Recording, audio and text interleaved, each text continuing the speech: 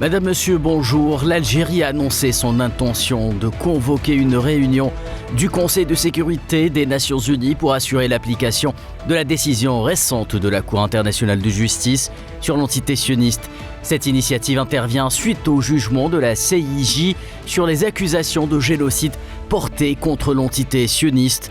Le ministère algérien des Affaires étrangères a déclaré que la mission permanente de l'Algérie auprès des Nations Unies avait reçu des instructions du président Abdelmadjid Tebboune pour demander cette réunion cruciale.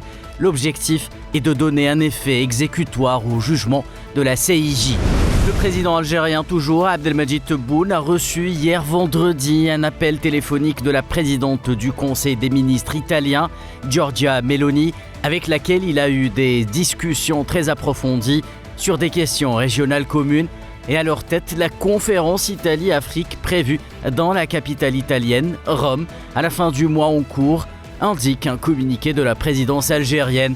L'Algérie sera représentée par le ministre des Affaires étrangères, Ahmed Attaf. Lors de cette rencontre, il sera procédé à la relance du plan Mattei pour l'établissement d'un nouveau partenariat entre l'Italie et les États du continent africain, précise la même source. Les cours du pétrole se sont tendus en fin de séance vendredi et ont fini en hausse après l'attaque d'un tanker britannique en mer Rouge. Le prix du baril de Brent de la mer du Nord pour livraison en mars s'est élevé de 1,35% à 83,55 $, au plus haut depuis décembre en clôture. Le baril américain du West Texas Intermediate de même échéance a lui pris 0,84% à 78,01 $, une première en clôture depuis 2 mois et demi. La Cour suprême du Venezuela a confirmé vendredi l'inéligibilité pour 15 ans de l'opposant Enrique, 2 fois candidat à la présidentielle.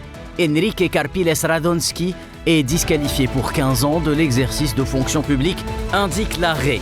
La Cour suprême doit aussi annoncer sa décision sur l'éligibilité de María Corina Machado, qui a remporté la primaire de l'opposition en vue de la présidentielle de fin d'année.